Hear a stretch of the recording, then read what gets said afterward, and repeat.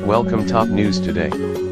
Guatemala said Monday it is starting the process of moving its embassy in Israel to Jerusalem, after President Jimmy Morales announced he would follow U.S. President Donald Trump's controversial lead on the Holy City.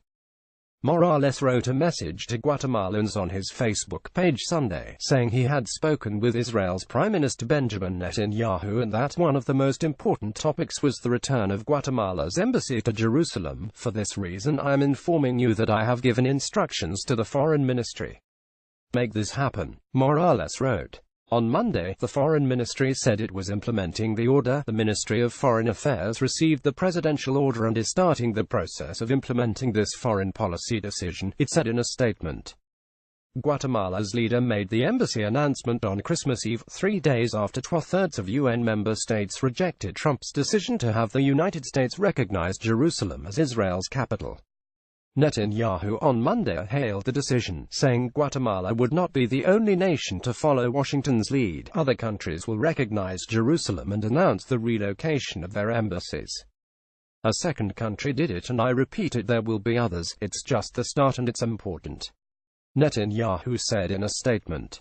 Israel's Deputy Foreign Minister Tzipi Hotovely told public radio that we are in contact with at least 10 countries, some of them in Europe, over the possible transfer of their embassies to Jerusalem. Shameful and illegal. So far we have only seen the beginning, she said.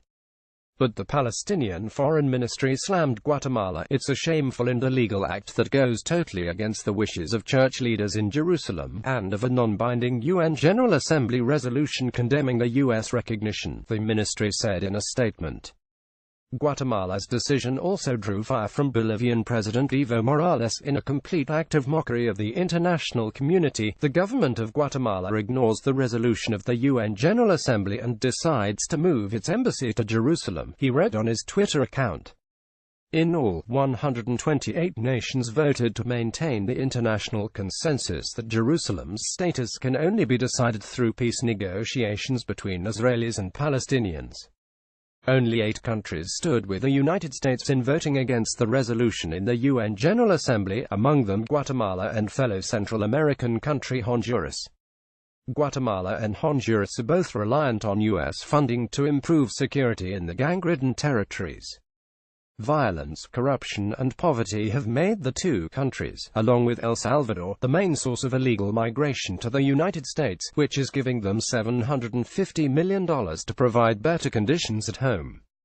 Morales, like Trump, was a television entertainer with no real political experience before becoming president of Guatemala in 2016. Guatemala pro-Israeli. On Friday, Morales foreshadowed the decision he was to make regarding Jerusalem, as he defended his government's vote at the UN backing the United States. Guatemala is historically pro-Israeli, he told a news conference in Guatemala City. In 70 years of relations, Israel has been our ally, he said. We have a Christian way of thinking that, as well as the politics of it, has us believing that Israel is our ally and we must support it. Morales's position has become fragile in recent months because of allegations of corruption against him being investigated by a special unbacked body working with Guatemalan prosecutors. U.S. Ambassador to the UN Nikki Haley had said her country would take names of the states opposing its position, and Trump threatened to cut funding to countries that take our money and then vote against us. Several significant U.S. allies abstained from the UN vote, among them Australia, Canada, Mexico and Poland. Others, such as Britain, France, Germany and South Korea, were among the nations denouncing any unilateral decision to view Jerusalem as Israel's capital. Along with Guatemala and Honduras, Israel, the Marshall Islands, Micronesia, Nauru, Palau and Togo were on the U.S. side of the vote.